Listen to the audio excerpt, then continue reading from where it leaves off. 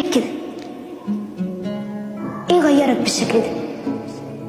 شكلك كئيب، شكلك حزين ومخبي شيء.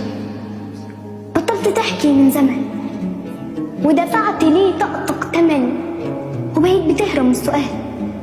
كل ما اقول مالك بتقولي ماشي الحال. حالك غريب، شكلك كئيب وعينيك بتلمع من الدموع، وكأن شغفك في الحياة كله اختفى. كل ما يجي حب ليك بتصده ليه بقسوة وجفا.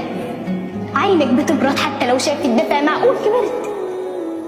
ازاي تكون عجزت في العشرين وتشوف صحابك تبتسم ببرود، وتشوف معارفك تنسى اصلا مين؟ ازاي بقيت مكسور كده؟ ده انا كنت بحلف بيك واقولك عايش. المحنة زادت بس مش ببلاش.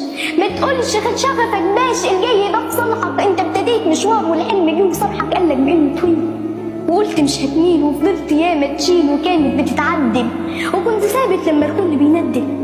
ليه وقفت وسط السبق وقلت هتبدل؟ بدلت حلمك بيه، اخترت تيأس ليه وبطلت تتكلم. مش كنت بتقولي يا شدة بتعلم؟ مش كنت بتقولي انك قوي بطولك؟ لسه السبق شغال، الحق وكمل جري، والجاي ليك انت اللي دورك جاي. نفض تراب الخوف وقوم وكمل سعي. انا شايف انك قد اي كلام، كمل طريقك، حلمك خلاص قدام، بطل تبص وراك عشان ما تخيبش. ربك كريم والجاي خير ورا خير، والغنة دي كانت بس عضلة سير. علي الملف وكمل المشوار، غير طريق الرحلة وفاجئهم انك مكمل واختصرت مسار. اللذة لو لذة وصول، فالفوز يا صاحبي لازم له استمرار. ايه يعني سابوك؟ ربنا موجود احسن من الكل. الناس لو بان جرحك ليهم هتعيش في محيرة وعيرة وذل.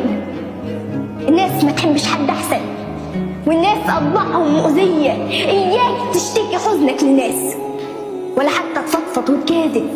الناس ملهاش خير في الطيب، والطيب هنا ملهوش زيه. غابة وعايشين فيها بنحلم نطلع من الدنيا بدون صدمات.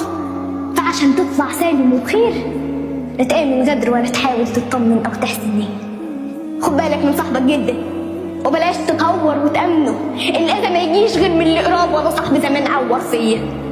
فأنا جاي بقولك خد بالك، لو خايف من خصمك مرة خاف من الأصحاب مرة ومية.